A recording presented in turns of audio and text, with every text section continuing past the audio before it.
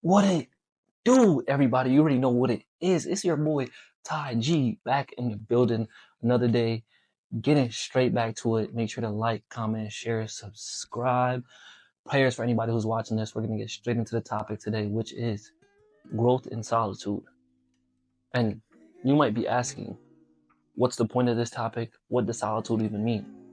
Solitude means the act of being alone. When you're alone, do you grow? Not when you're alone and you're surrounded yourself by distractions like we all do. Whether that's watching our favorite TV show, whether that's doom scrolling, whether that's, listening to music. We're talking about truly being alone in silence, being in that solitude. Are you able to grow? Are you able to see points in your life and do introspection in your life so you can see where you need to grow, where you're lacking it? Because there's no such thing as a perfect person. This topic is so important for so many of us because we can't sit by ourselves. Every single time we're by ourselves, we're connected to our devices, we're connected to music, we're connected to anything. We'll do anything but sit in silence. We'll do anything but sit alone. And a great example of this, especially in seeking the word of God, shouts out to getting into the word, because I wouldn't have felt led to speak about this topic if I didn't, which talks about David. And in Samuel, how David was lying to the priest about the bread and he was running away from Saul. And when David went into the cave, he wrote Psalms. He wrote some verses of Psalms when he was alone. He was able to understand in solitude and grow in solitude. David was able to write Psalms 56, Psalms 35, Psalms 34. He was able to write these verses and speak to God and speak about the growth that he needed when he was in solitude, when he was all alone, when the noise of the world left him, when the distractions weren't around him. And he understood that he could not continue down the path that he was doing. And the same goes for you.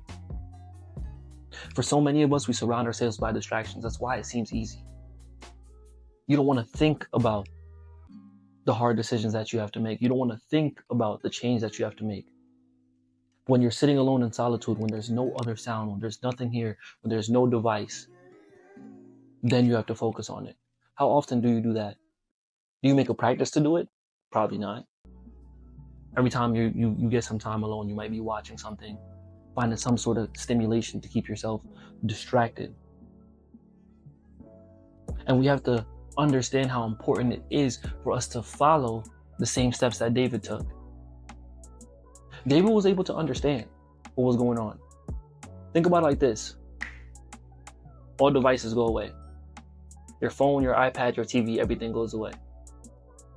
All the things that may be on your mind that you fear will now be rushing back into your brain. You'd be thinking about this, thinking about whatever issues you have, thinking whatever you're trying to hide from. All those distractions would keep you away. Or all those distractions that are keeping it away.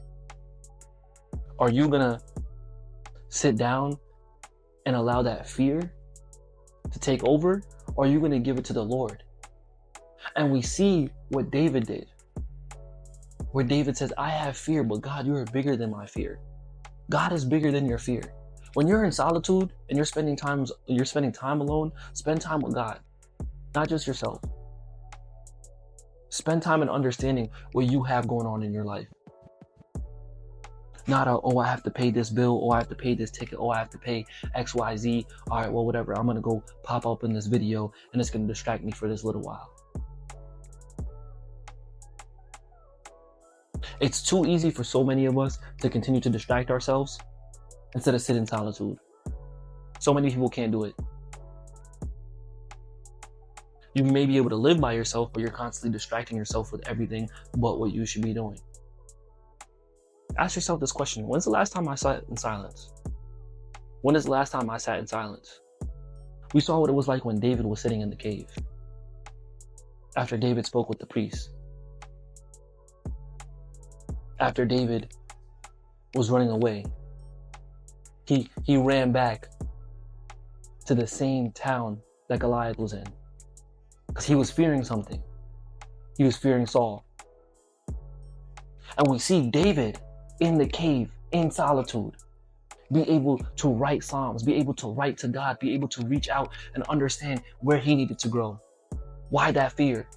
What fear he had that no matter what, it was going to be overcome with God, but not by himself. For so many of us, we try to solve what we're scared of by ourselves and through ourselves. Oh, I can do this. I'm going to do this. I'm going to do that.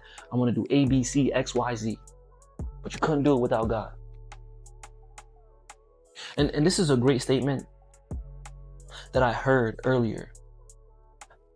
And I had to put it down in my journal for so many of us that don't understand, especially when you're trying to spend time in solitude, when you're trying to spend time alone. Hear me out. You may never know that Jesus is all that you need until Jesus is all that you have. Let me say that again to you. You may never know that Jesus is all that you need until Jesus is all that you have. Let's say all has disappeared. I no longer have a home. I no longer have a car. I no longer have a job. I no longer have the abundance of clothes. I no longer have a fridge with food. But what I do have is God. I do have a relationship with God. But for so many of us, we're not in solitude enough to understand how important this relationship with God is, that we are distracting ourselves with everything that we have but spending time with him, but being in solitude with him. When Jesus was in the woods being tempted, when he was fasting for 40 days and 40 nights, don't you think he was in solitude? You're telling me you can't take 20, 30, 40 minutes, an hour to be in solitude? Detach yourself away from your phone, detach yourself away from electronics. Go out in nature. Appreciate the world that is around you. Appreciate what the Creator has given us. Be able to sit down and understand your problems, understand what you're fearing, cast your burdens onto the Lord. I think for so many of us, if we were to detach ourselves away from our electronics, we wouldn't be having so many mental health issues. I wouldn't be seeing what this person's doing, the other person's doing, the other person's doing. I wouldn't see it, let alone care, let alone have an opinion about it. But because we have the ability to do that, now you constantly feel connected to all these other people's lives, and now you compare yourself to their life. On a Tuesday, this person may be on vacation in Mexico, and you're at work sitting at your desk, and now you feel upset, depressed. Detach yourself from that. On a Friday, you may see a bunch of people out partying, and they may be around a celebrity, and you may be jealous. Detach yourself from that electronic. Detach yourself away from that. Sit in solitude and understand the blessings that God has given you. We're always looking at what other people have instead of what I have, instead of what you have, instead of the blessings that God has given us. That's why you need to sit in solitude and understand that. You may have the ability to walk out of your house safely, go into your car, afford food, go out and buy yourself a good meal, and come back into your residence where you have AC, where you have a fridge, where you have light. But you don't sit alone enough in the blessings that God has given you to understand what he has gave you. And it's never going to be easy for you to understand that as long as you continue to distract yourself. Yes, you, I'm talking to you. We're all guilty of it. Yeah, I'm guilty of it. I'll be honest. I could be transparent, but can you?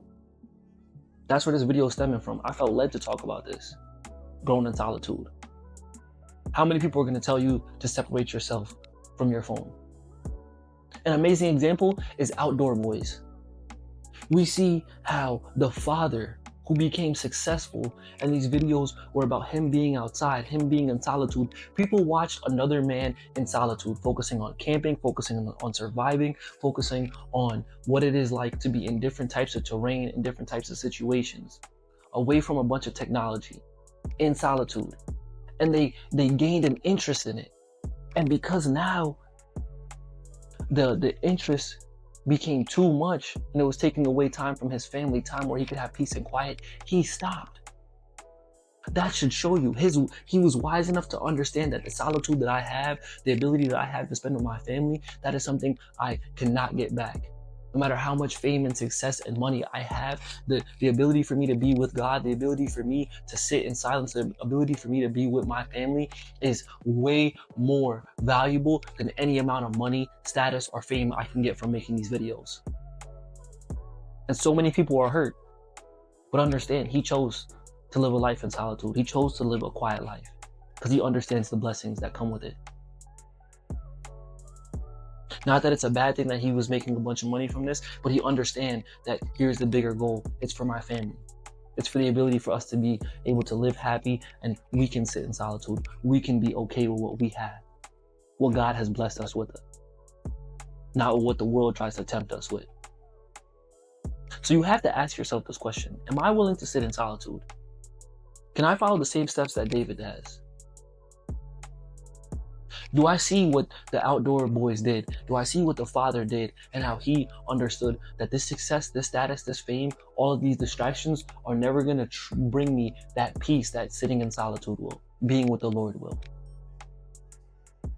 At the end of the day, I can't tell you what to do. I can only encourage you.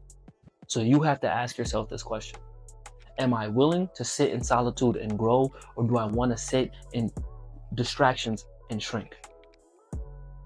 All right, man, but I'm going to get out of here. I hope this message resonates with y'all. Make sure you like, comment, share, subscribe. I'm out.